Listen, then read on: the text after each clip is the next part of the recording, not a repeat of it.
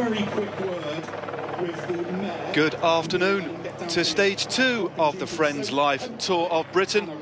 And today we're going to be running from Knowsley Safari Park in Merseyside across into Wales, and the finish on the Great Orme in Llandudno in Wales.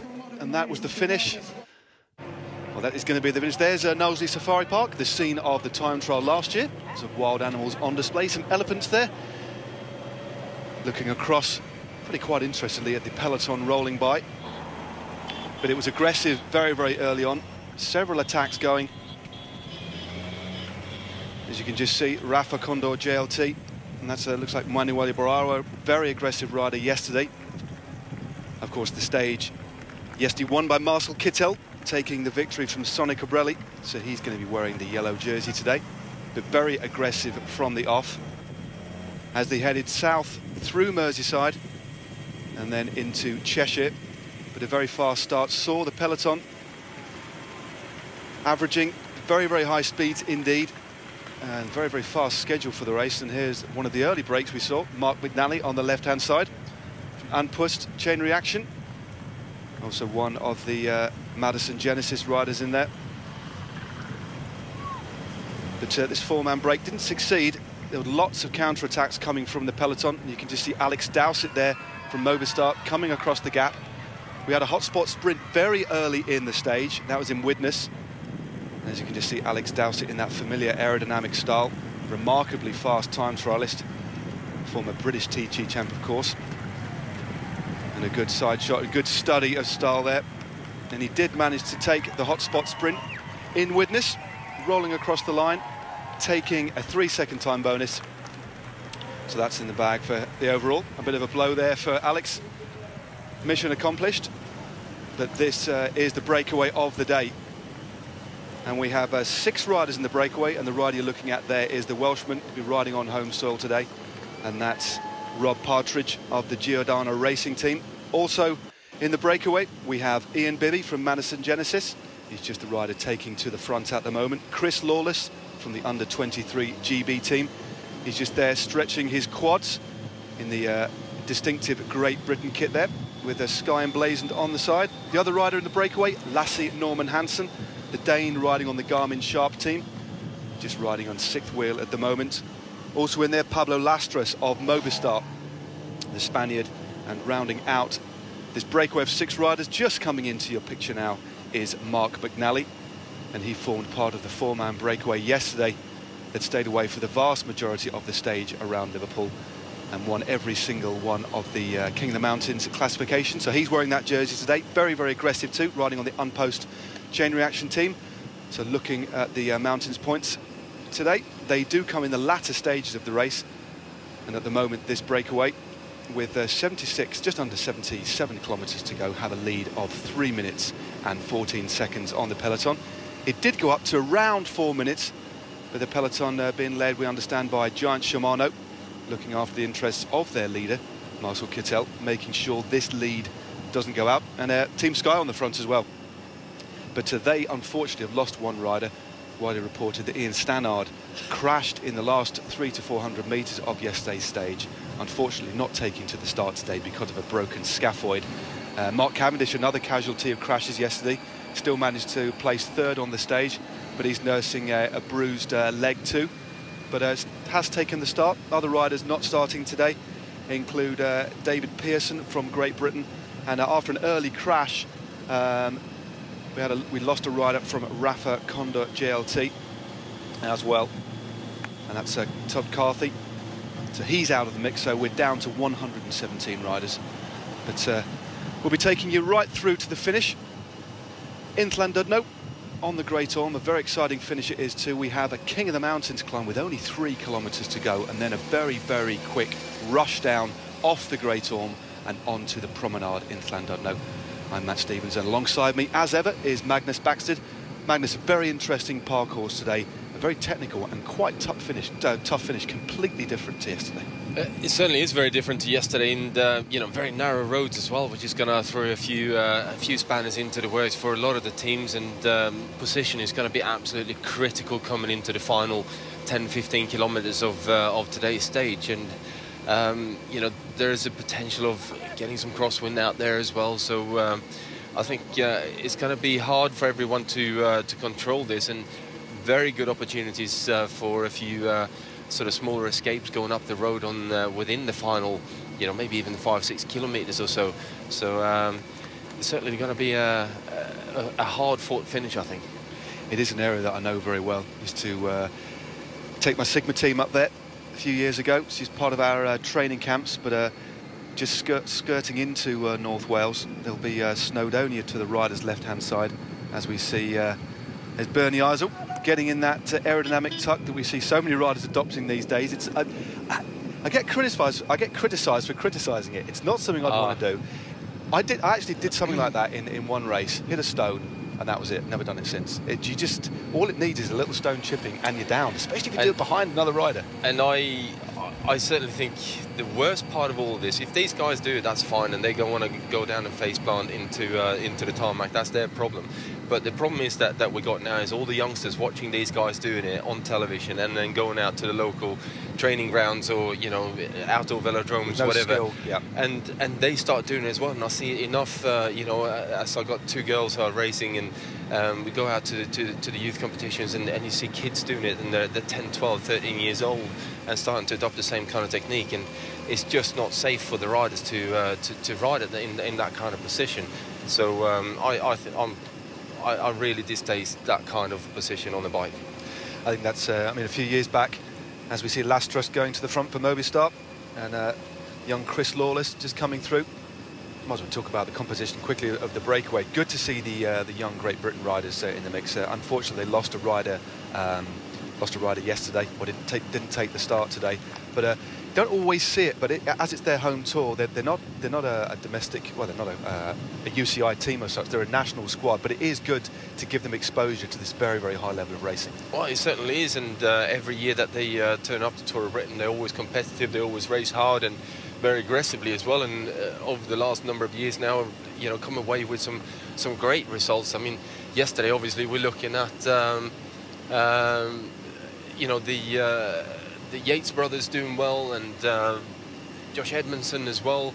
You know, it's certainly good to see and give these guys an opportunity to race against the bigger teams. Well, looking at Chris Lawless, we just saw go through that picture a few moments ago on the GB team. He's only 18 years of age, so pretty incredible. He's certainly not afraid of the company he's in, and it's great. It's absolutely wonderful to see them getting in the mix, but not just making up the numbers, actually getting results. They're not afraid. We had one of the riders was top 10 yesterday. It was just looking down. Daniel McClay was 7th in the sprint. Yeah. He took a stage this year of the Tour L'Avenir. So it's great to see the structure that Great Britain have in place in relation to making sure we're constantly nurturing and looking at the young talent coming through.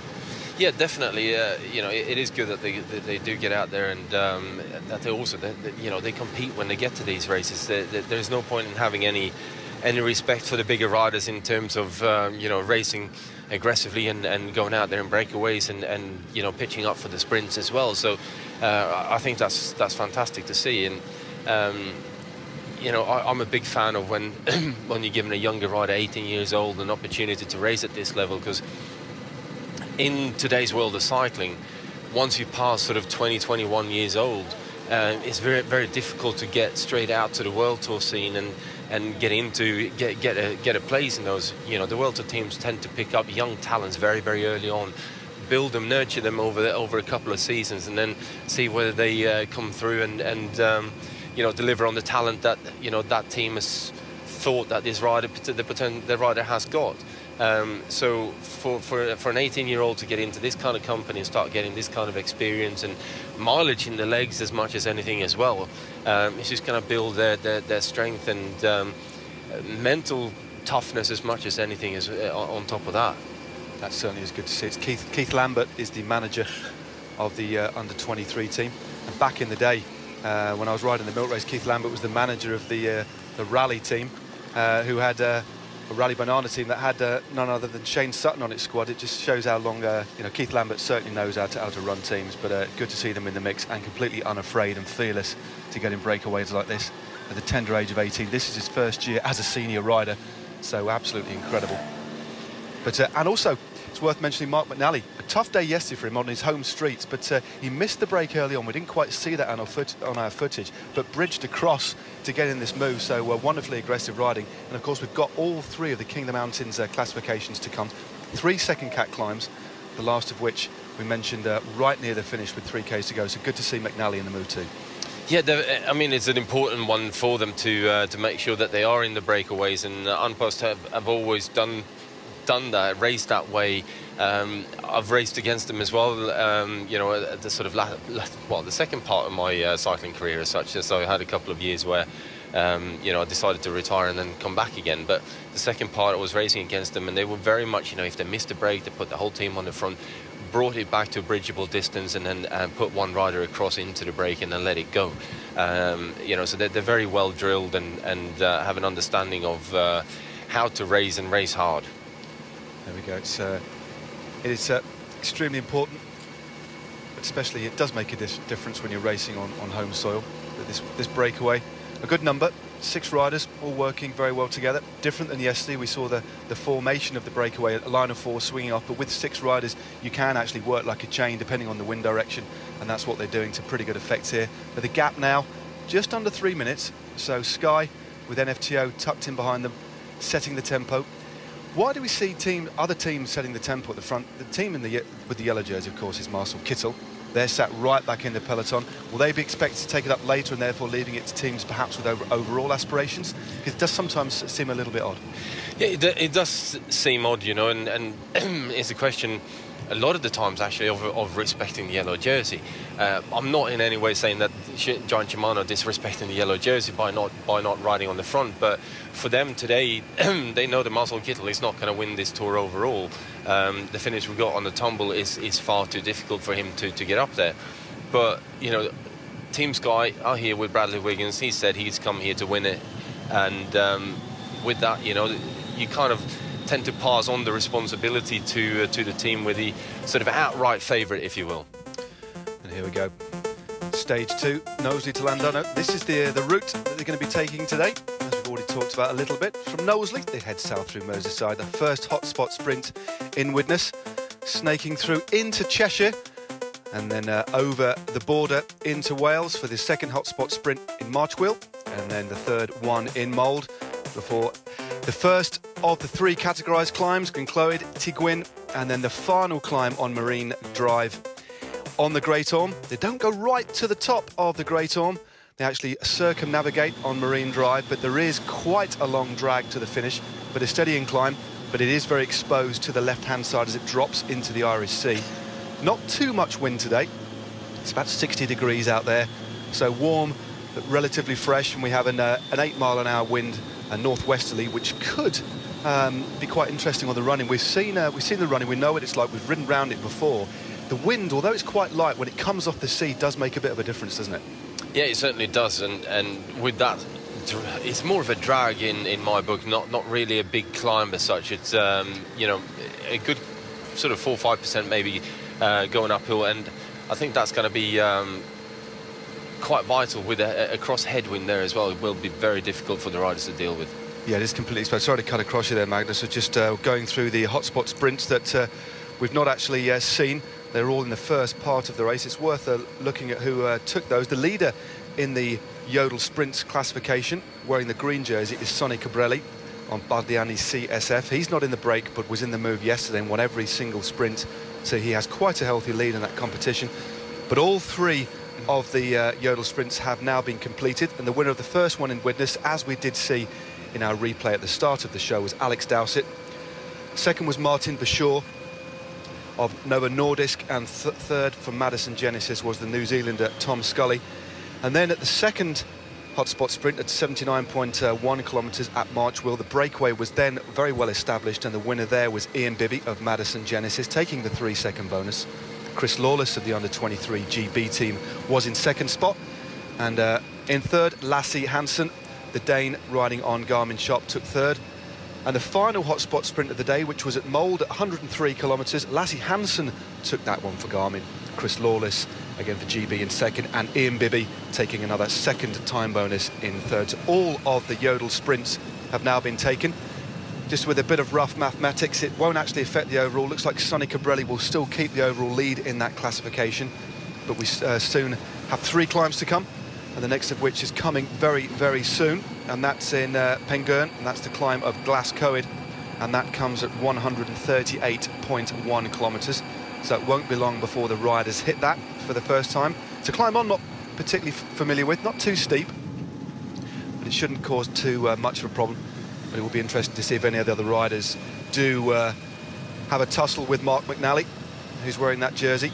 But when you're wearing one of these intermediate jerseys, Magnus, and that's your sole focus, you do ride completely differently, because you don't almost focus on the finish of the race. That's almost like a survival strategy. You focus on these intermediate points, and you have a completely different mindset, don't you? You certainly do, and most of the time it's a question of getting into that breakaway, and it's certainly not an easy job to do, to get into these breaks most of the time. And you know, the first sort of 30, 40, 50 minutes of any stage are usually very hard for, you know, attacks going all the way, and you're trying to sort of pick and choose, because you can't follow every single one of them. You're just trying to be selective and actually going in the right move, and to actually spot the right move every day is very hard to do. You can end up spending an awful lot of extra energy just trying to make the move, actually. Yeah, having experience trying to get in the move early doors in this race, it's easy when we come on air, we talk about the composition of the breakaway, but what we rarely see is how aggressive it is early on, which contributes to the very high average speed sometimes. I mean, when me and you were pros back in the day, although it was then changing at the back end of the 90s, there was almost, in some races, you had a piano. It was this bedding in period, it was generally agreed, but that's pretty much gone now, isn't it? Most races now are almost raced like amateur races in a pro way, but because there's so much at stake for teams regarding exposure, intermediate jerseys, most aggressive rider, it's just flat stick from the gun pretty much in every race now, isn't it? Yeah, I mean, you usually see kilometre zero attacks, as we call them, back in that time of the day.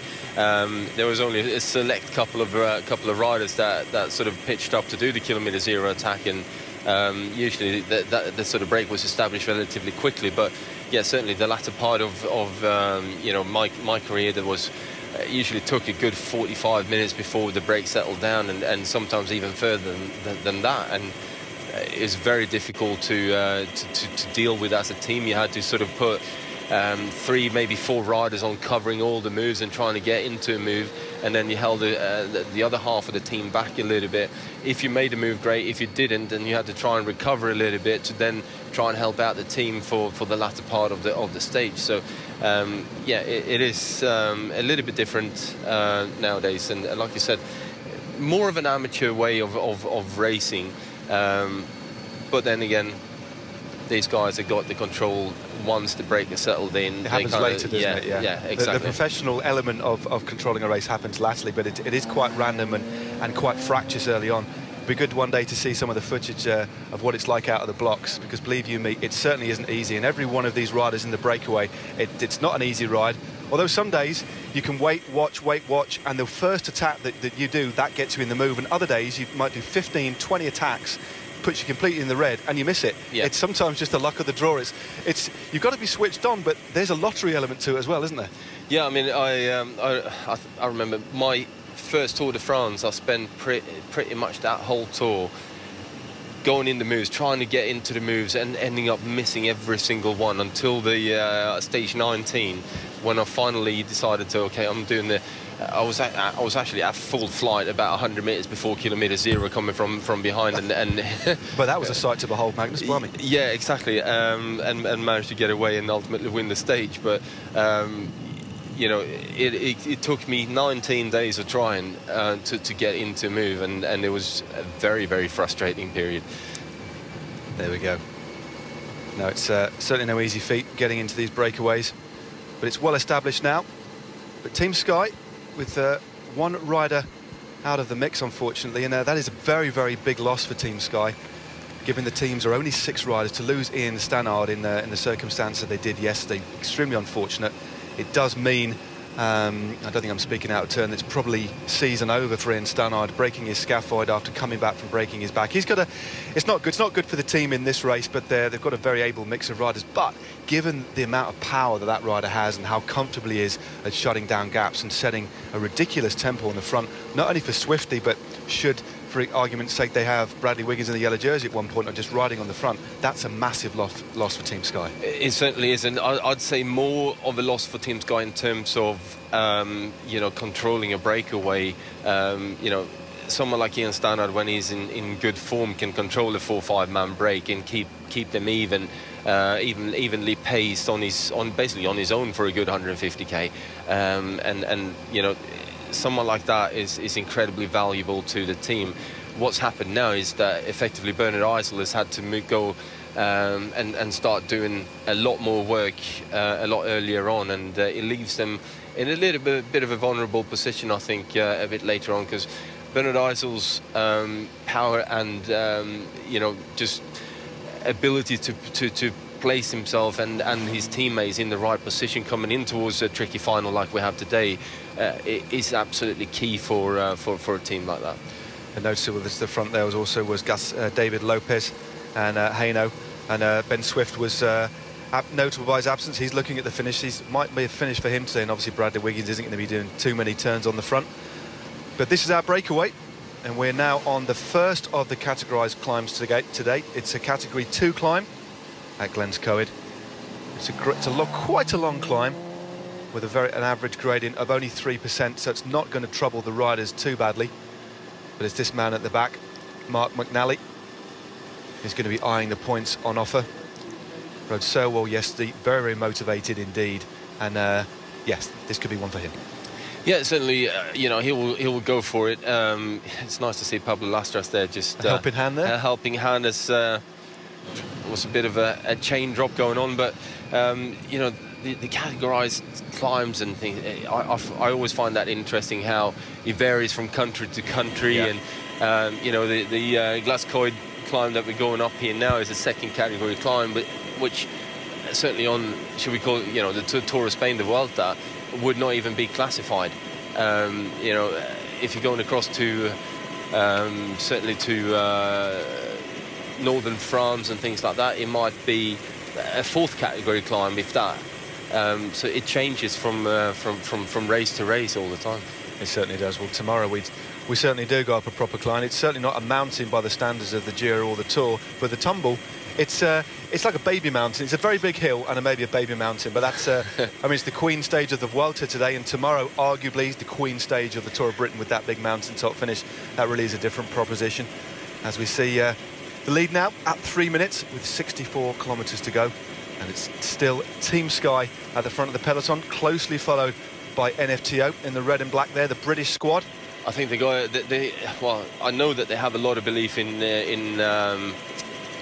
Adam today, in terms of his ability to finish this one off, and that's why they haven't put a man into the break today as well. They just saved everything back to make sure they look after Adam and try and set him up for a potential stage win, which I think today's finish probably suit Adam better than what yesterday's finish did, although that move that he did, you know, that was a classy move and showed that he's got confidence. I mean, the kick that he delivered, I mean, bear in mind, we talked about the headwind at the finish yesterday as we head back to the peloton again, and there's that blue and black formation of Team Sky, and then the the red and black formation of NFTO, and just behind them is the black and white of Giant Shimano, and there we should get a glimpse of the race leader, Marcel Kittel, in the Friends Life yellow jersey, and there he is. The broad shoulders of Marcel Kittel. Could be one for him today, but I do agree. I think Adam Blythe is on arguably the best form of his life. I know he's primarily been racing on British soil, but to attack in the way that he did yesterday, okay, finished only 16th in the end.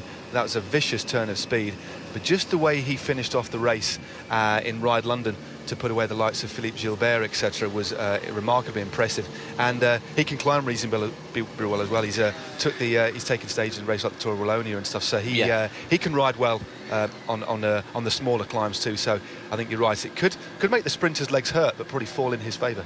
I certainly think it will fall in his favour, and as long as he races smart, and you know, obviously he's got the whole team to his disposal today, and I certainly look forward to see what he's going to produce later on. And there's Sir Bradley Wiggins at the back of the peloton, looking pretty relaxed. Wearing number 1, last year's winner, of course. Thinking perhaps of tomorrow, staying safe for today. Put his men on the front just to keep the tempo high so this group doesn't get too far. And again, the lead now has been hovering at or around 3 minutes for the last 20 or 30 kilometres. And it's Chris Lawless setting the tempo at the front for this group, closely followed by an Ian Bibby, a very talented all-rounder on the Madison Genesis team. His best place in a Tour of Britain stage a couple of years back, I think it was 2011, he took second place, I think it was into Swansea. That's a really tough stage, as far as I can remember. It went up a very, very steep climb. It usually is a very difficult one into Swansea, going up Constitution Hill, and that's a hideous climb, isn't it? It is quite a hideous climb. I only did that once in the Peru Tour, but unfortunately I spent the whole day in the breakaway, and by the time we got there I'd been caught and dropped.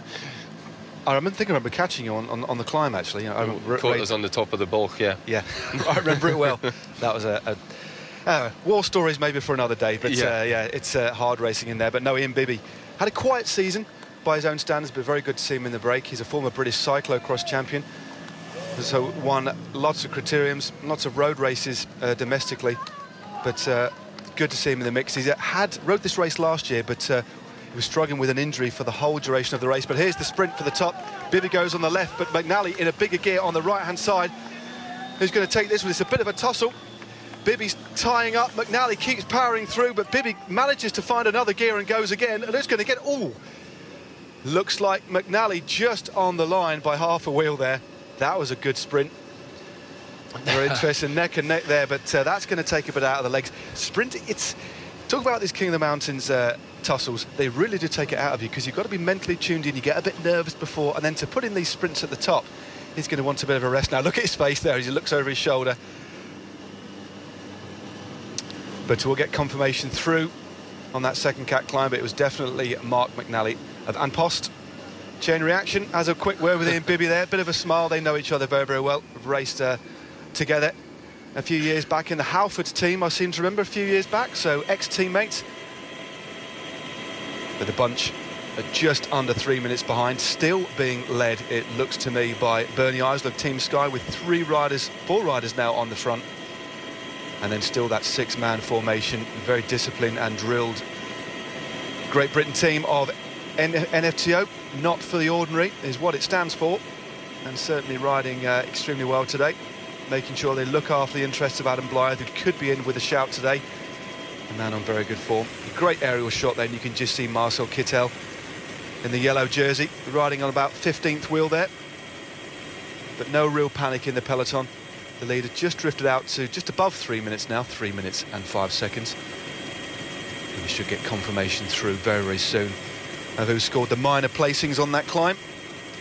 But no doubt Mark McNally and Ian Bibby will wait for the others, have a bit of a chat between themselves, try and get that lactic acid redistributed, shake out the legs, put it on a low gear, and then get back into the rhythm of the breakaway.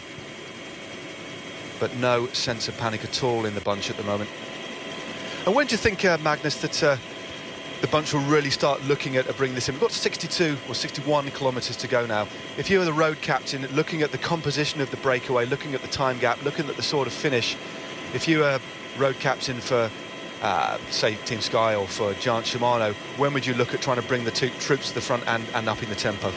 Well, they're going to have to start upping the tempo a little bit, you know, from now on, basically. You know, it's quite a lumpy sort of latter part of today's stage, so effectively the breakaway will tie up a little bit, but at the same time, you know, so that will mean that they'll start coming back, and then as soon as that happens, you know, a little bit of an increase in pace from the teams down the back should bring them back nicely. But you want to make sure that by the time we coming out into the final 10-12 kilometers that the break is back already, so that you don't have to worry about bringing them back, as well as making the moves for, you know, the race-winning moves as such.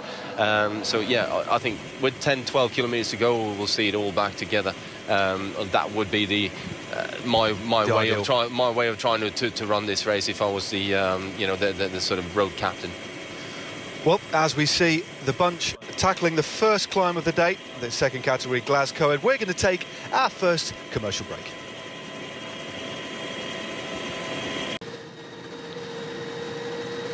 Welcome back to stage 2 of the Friends Live Tour of Britain. And as you rejoin us, the bunch still being led by Team Sky in the shape of the Austrian Bernie Eisel, putting in kilometre after kilometre on the front. The gap has gone out a little bit now to 3 minutes and 21 seconds to our 6 leaders, who are still working very well together. A few kilometres ago, they went over the first climb of the day, and that was the second category, Glasgow, and that was won by the man on your screen there at the back in the white jersey with the green spots. And that's Mark McNally, the Liverpudlian, and the Unpost chain reaction team, looking very comfortable indeed. Added to his tally, he narrowly beat Ian Bibby from Madison Genesis. We haven't had confirmation of the rest of the scores just yet, but certainly a good position to be in for Mark McNally.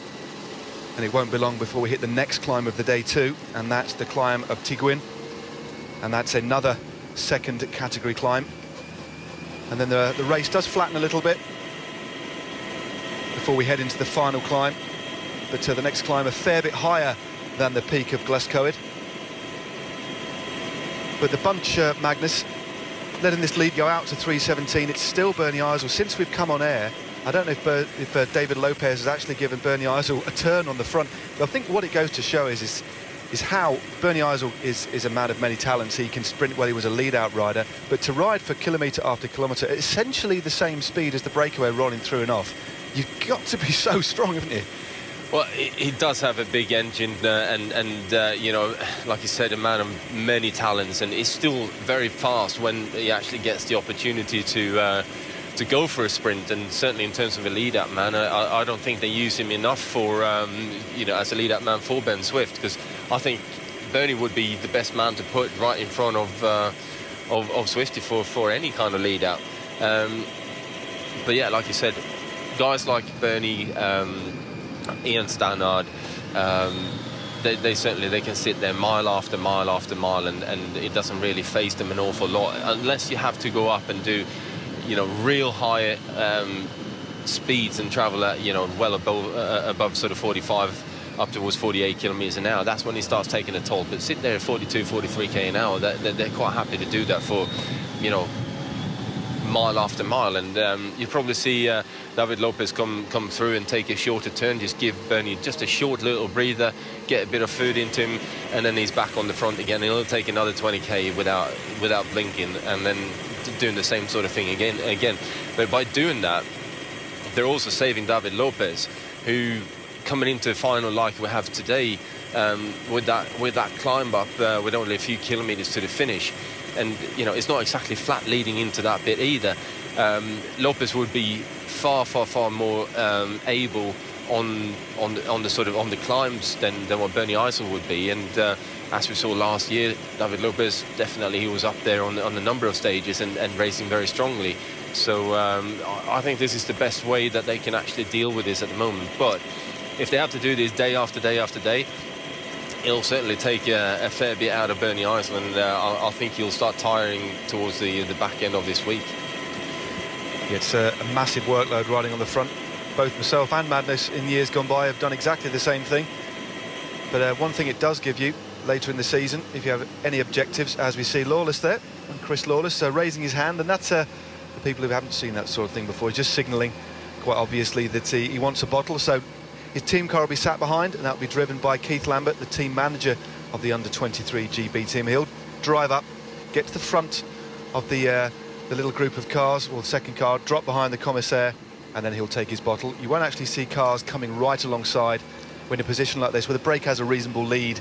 They generally, well, it depends on the commissaire. Sometimes cars overtake the commissaire that's just behind the breakaway. Other times, the riders have to drop back behind the commissaire to take the bottle and then move up again.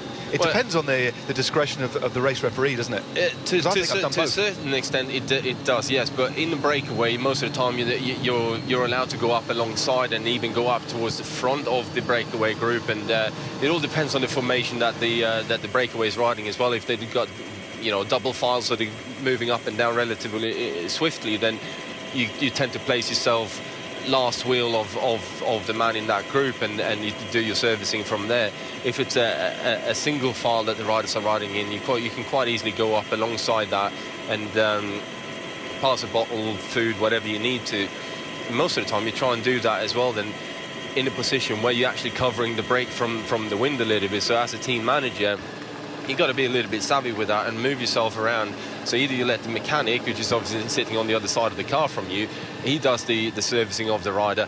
Alternatively, you do this as a team manager, do the servicing depending on which side the wind is coming from, and you're giving helping the riders out a little bit. But certainly in the peloton like this, team cars are not allowed up there anywhere near the rider, so the rider has to drop back behind the commissaire's car and at that point pick up their, you know, whatever they're looking for. But this is also an issue with the radios. You know, at certain points you can't, as a team manager, get any information to your rider, so you'll have to ask permission from the commissaire to drive up alongside these guys in the middle of the peloton to pass on any information that you need to do. Alternatively, sit there and hopefully wait for someone to come back and want a bottle or something like that from your team, and at that point just pass over the information that you want to give to your riders. So it can be a bit messy when you don't have the ability to speak to your riders on radio. It certainly can, and that was a bit of a shot of James Lowesley-Williams from the FTO team, as we see some sheep who got rather excited by the peloton belting alongside. We're used to sheep in Wales, of course, dotting, peppering the rather rolling, beautiful countryside. They've already been through Flintshire. They're heading towards Llanrwst at the moment. Just before then, that's when they'll top the second climb of the day at Tygwyn, before then swinging right a few miles after Llanrwst and then heading pretty much due north all the way to Llandudno. There's done a bit of a climb with Conwy on the right-hand side before they then drop into Llandudno and then circumnavigate the Great Orme. It's a big outcrop. It's quite a long drag. It's going to be a very interesting finale. It's quite narrow. I mean, there's also one thing we haven't touched on in the final. There's a cattle grid with about 2 kilometres to go, maybe 3 kilometres to go, and then they also go under there's like a toll booth. They go the opposite direction of the toll road, so there's a very narrow pinch point there. Then there's a couple of roundabouts before the long straight kilometre finish, which we think is going to be a cross-tailwind finish along the promenade in Llandudno. But a finish I do know very well indeed. I've ridden on numerous occasions on the prom, but the wind should be helping, so it's going to be a very fast finish, be coming from the left-hand side. But there's a little roundabout with 1 kilometre to go, and then it's a long straight run into the finish, to finish outside one of the rather gorgeous Victorian hotels. So a very picturesque finish, and with around 2 kilometres to go, the riders will catch the promenade. They come up with 3 kilometres to go. There's a rocky outcrop, a bit of a kick. They'll climb up, then they'll drop down, and then they'll see the famous pier jutting out into the sea. And then it's a very fast and hectic run-in. Positioning, because of the speed that run-in, Magnus, as we see a nice aerodynamic tuck here from Bernie Islip, Team Sky, getting as aero as he can. Positioning is going to be vital. I mean, yesterday we saw the positioning happening very late with that headwind finish. The sprint was one of the latest sprints I've ever seen, and we saw Adam Blythe go early. But positioning, the sprint today is going to be completely different. Yeah, it will be different, but you know, we're expecting it to be strung out quite a bit from the tougher climb and obviously the narrow roads as well. You won't be able to have as many riders abreast as we had, you know, coming down to the finish yesterday. Although, you know, it's still a very fast finish, and like Marcel Kittel said yesterday, it's very difficult when you got such a fast finish, a downhill onto a flat bit of road, to keep your position in the peloton and not to go too early, which is very easy to do. You know, you just basically you have to risk not getting to the front, and I just hope that it opens up. And as Ian Bibby here gets a couple of gels, a couple of sticky gels there from Roger Hammond. Well, I class a sticky gel as something that you have to hold on a little bit longer than that. But that's quite normal. I think that's Andy. That's An ex-coach of mine is, it looks like it's Roger Hammond. I might be in the other team card. All teams have two. That's Simon Jones, actually, the ex-GB team coach. A guy that I know very well, used to race with him back in the day. But Roger Hammond will be in team car 2. But an opportunity there for Ian Bibby to drop back, have a chat with the DS in the car, Simon. Perhaps ask him how he's feeling. Yeah. It's those opportunities are vital. That you don't only take on liquids, gels, and solid food, but it's an opportunity to talk about the time gap, how you're feeling, that sort of thing. And yeah, get a bit of a sticky bottle for a couple of meters, save a bit of strength. But it's all quite normal, isn't it? Well, it certainly is. When you're going back to grab a bottle like that, you got to try and sort of stabilise the speed, the difference between the car and the bike rider as well. And if you have an inexperienced driver in the car, they tend to get the rider next to them and then they start backing off the throttle on the car a little bit, which means you're slowing down a little bit more and a little bit more, and all of a sudden you've got a 50, 60, maybe even 100-metre gap up to the breakaway. So what you tend to do is just sort of hold out the bottle, let the rider grab a hold of that one, you still keep the throttle on, and then you sort of sling them back onto the back of the breakaway.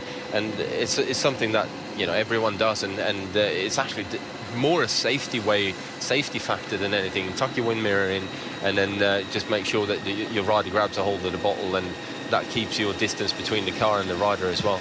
That's one of the many skills that the managers have got to have, but also the riders are getting used to. We saw Mark Cavendish in and out of the race convoy yesterday, although he did come to grief, unfortunately. I mean, again, well documented, Mark did fall off. A remarkable finish by him by still managing to sprint seated and take third place. But if none of you are up to speed with what exactly happened, Mark Cavendish on yesterday's stage in Liverpool had a problem with one of his cleats on his shoes. That's the plate at the bottom of the shoe which attaches itself to the clip-in pedals. Adjusted that. Took about a minute and a half, so he ended up quite a long way behind the race. Got back into the race convoy, was behind the car when the car in front slowed. He had an opportunity to turn right, but that would have taken him into a traffic island, and the best option was to go straight into the bumper in behind him, and unfortunately he laid it down. Came back up with his bruised, I think, his hip quite badly. But he started today, he did look a little bit downbeat at the start, understandably. It's because when you do hit the deck, sometimes you can ride on that day, but it might affect your sleep. You can wake up and stiffen, and I think just the pure adrenaline that we see riders crash quite badly sometimes, get up. We even saw Consul with a broken leg and, you know, get up and ride again. Riders do have the ability, but it's later when the injury starts to the injury you sustain starts to gradually ebb through the rest of the body. You rest and you stiffen up. It's a day or even two later that it's worse. Well, yeah, usually it's the second day after that you really do feel it. But as soon as the adrenaline wears off after the crash, then you start feeling it. And as long as you keep moving, then usually that stays in your system for you know, pretty much the whole of the stage. And like you said, you can ride through pretty serious injuries, you know, if you're not sort of, well, if you're mentally put in that sort of frame of mind, and I don't know how we should put it really, but if you're that kind of a character that you just sort of shut pain out and keep going with it. I mean, we see riders finish, you know, stages with broken collarbones and you know, broken this and that and the other, and then the day after they kind of realised that something was pretty bad. It's just how we're made. It certainly is. So, with 48.5 kilometres to go, our lead group of 6 riders have a lead 2 minutes and 49 over the peloton. We have another climb to come, the climb of Tiguin. That's a second category climb. Our breakaway riders still working very well together. It's Team Sky leading the bunch. We've had the same formation now for the last 25-30 kilometres. I think we should probably put it down. It's Bernie Eisel. It's pretty much, but yeah, we say Team Sky, they're all riding behind him, but Bernie Eisel is putting in some phenomenal terms on the front. Has actually eaten into the lead of the breakaways now. It's a come back under 3 minutes to 2 minutes and 47. So we're going to take another commercial break just before we hit our second climb of the day. Please don't go away.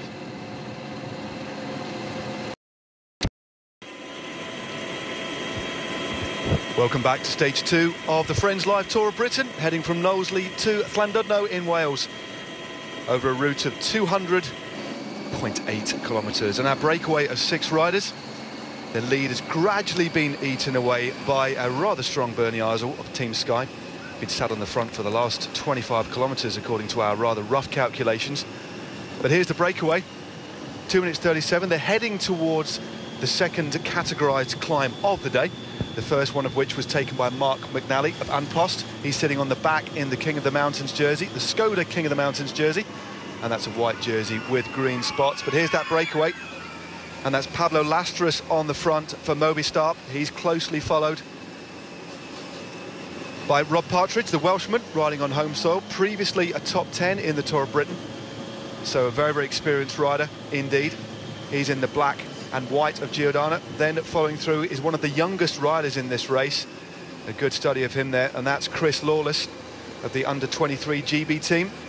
Just coming to the front now of Madison Genesis, another Brit, and that's Ian Bibby, the former British cyclocross champion, a really good all-rounder.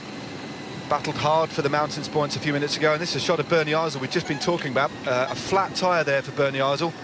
That's not going to help, but I've no doubt his team, who've been riding on the front, would just knock a couple of kilometres an hour off. They won't dramatically slow down, but they'll just take a bit of pressure off. It's always interesting seeing how quick they can do these rear wheel changes, Magnus. Yeah, but also look at how Bernie Eisel does. He gets off his bike, gets the back wheel out, and effectively all the mechanic has to do is put a new one in and push him back off again. And you see so many riders nowadays, even in the pro peloton, you know, stopping, putting one foot down, and then applying the front brake and lifting the bike up, and effectively you still got, you know, a certain amount of pressure on the chain, which makes the mechanics work so difficult.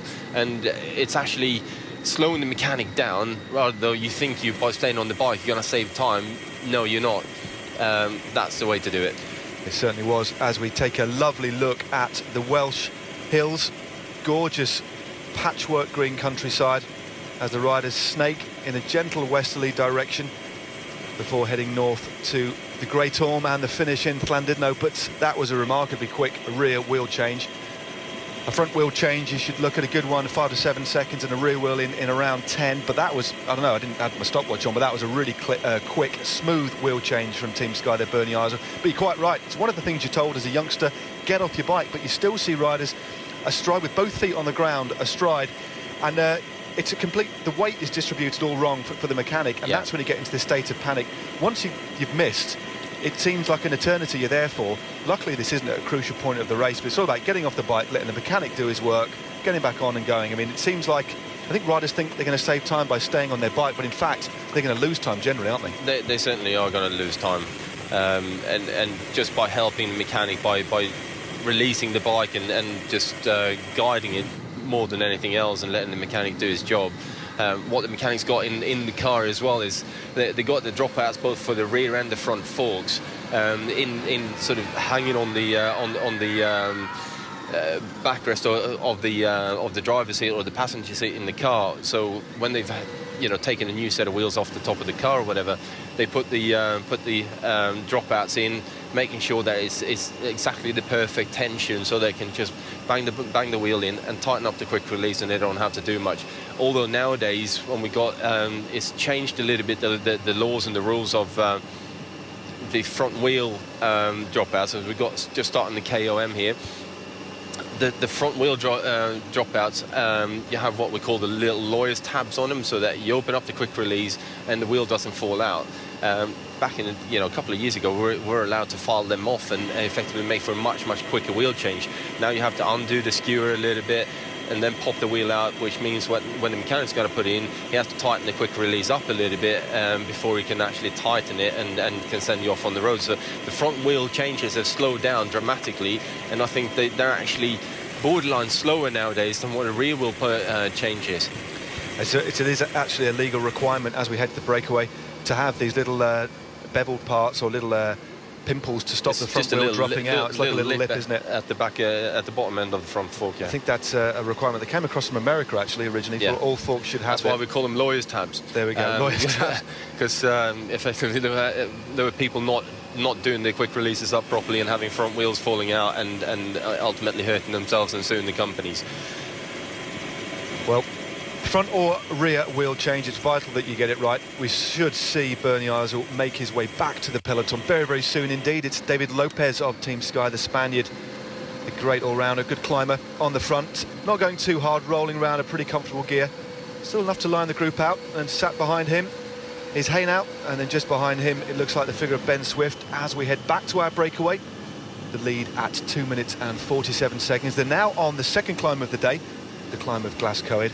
Again, not a particularly steep gradient to bite into, but it's a long climb, 4.5 kilometres. Sorry, it's the climb of Tygwyn. This is the second climb. We've already completed Glas Coed, of course. That was won by this man, Mark McNally.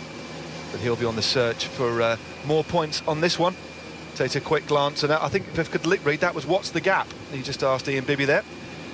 And the gap is 2 minutes 50. And the other rider we didn't mention when I was summarising the breakaway early on, that's Lasse Hansen, the Dane, riding on the Garmin Sharp squad. But you use this opportunity as the riders are a couple of kilometres into this climb. There's a competition for you guys to enter, if you so wish.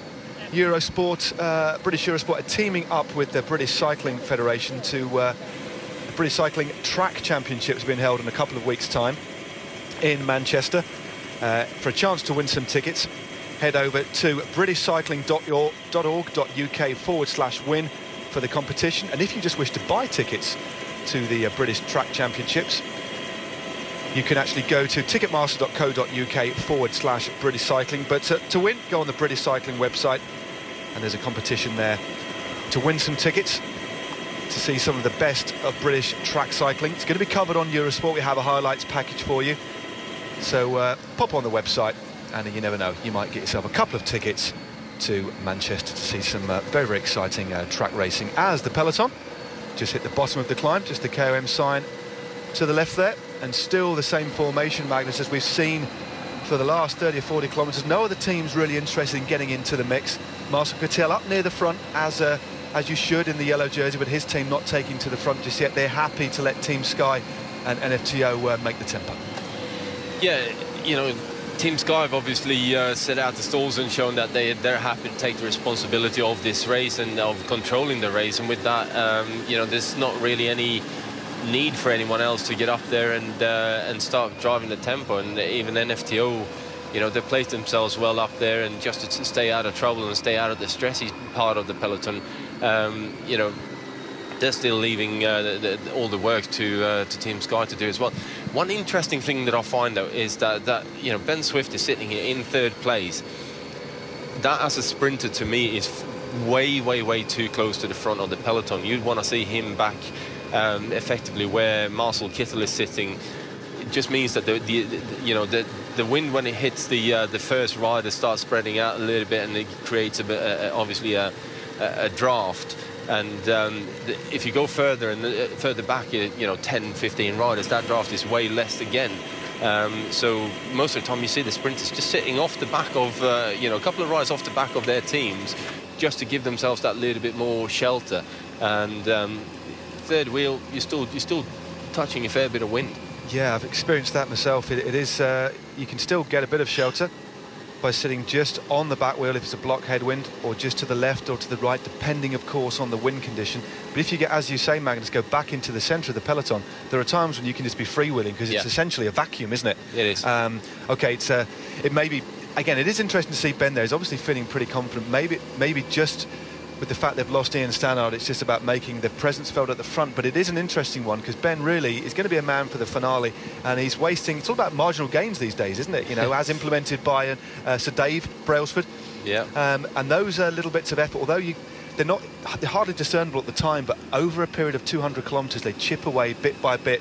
And it's actually the road and the wind that can do the damage, rather than actually feeling it. Suddenly, when you want to make an effort, it's just not there. Yeah, that's totally true. And obviously now when you start looking at what the riders are wearing, and as we've got Lasse Hansen here, the Dane on the front, very prominent with his aerodynamic road helmet on, and you know, the clothing and everything is custom fitted to the riders. They got aerodynamic bikes and wheels and everything else to minimize any drag. And you know, that together with positioning yourself in the peloton, obviously is going to have a massive effect later on in you know, in the stage. And I was part with my last year on sort of out on the big scene in Europe. I was riding with Garmin, and you know, we spent a fair bit of time in the wind tunnel with our road bikes, testing helmets, testing positions, wheels, bikes, and all the rest of it to see which was the more aerodynamic position. And I actually found one position slightly different to what I was used to riding, but on the front at 50 kilometers an hour, I was saving over 30 watts. That's and quite 30 incredible, watts isn't it? is an awful lot of power, and it's something like at this level, you won't be able to train yourself to gain 30 watts. We're talking maybe 1 or 2 watts per season if you're lucky. So all of a sudden to have 30 watts that you're saving, which means you can apply that later on or go faster if you need to at an earlier stage, is dramatic improvements. And obviously since then, that was back in 2008, you know, things have moved forward again in terms of all the aerodynamic equipment that they're using. As we see, Lasse Hansen, from the back of Lasse Hansen goes Mark McNally again for the King of the Mountains points on this climb. He's trying and trying, he's mouth agape, trying to gulp in the air, but Ian Bibby doesn't really have any response at all. This man really is making this jersey his own. A great sprint there by Mark McNally from Anpust. Ian Bibby in second place, so he's putting a lot of effort in, and he's really establishing a comfortable lead in that classification.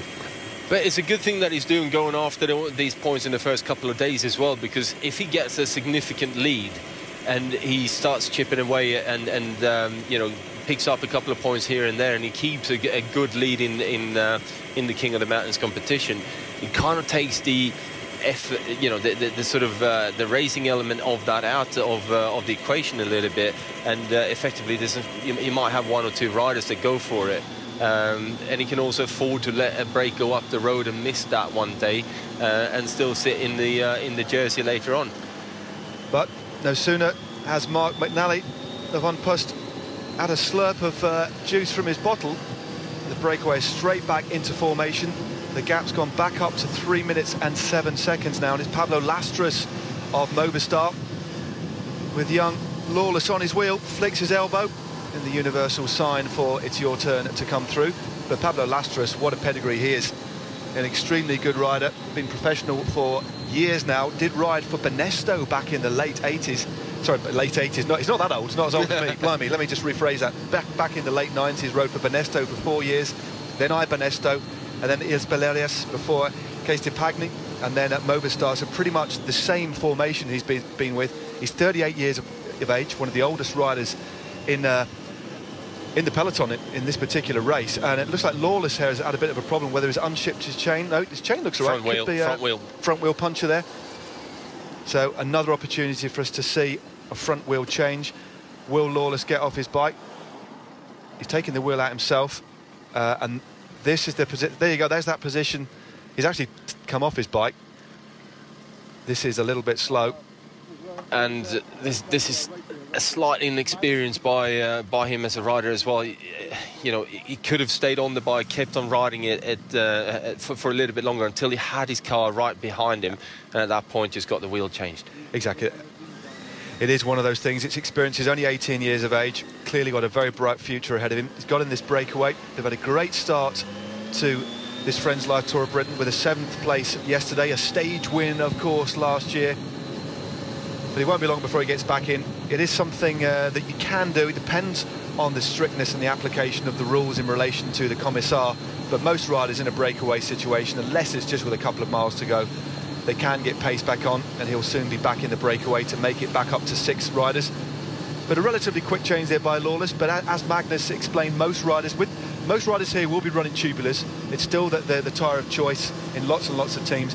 And running a tubular means you can actually ride for a short distance on the tubular without it compromising your steering too badly. And what the best way to do it is, once you've got a punch, is gradually just ride along, call up the car.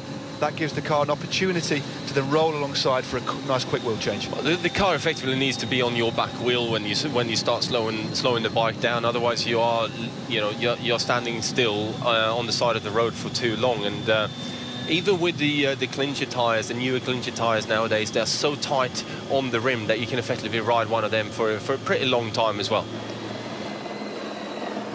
So there we go, as we just see the peloton heading over the second climb of the day. We're going to take another commercial break. Please don't go away.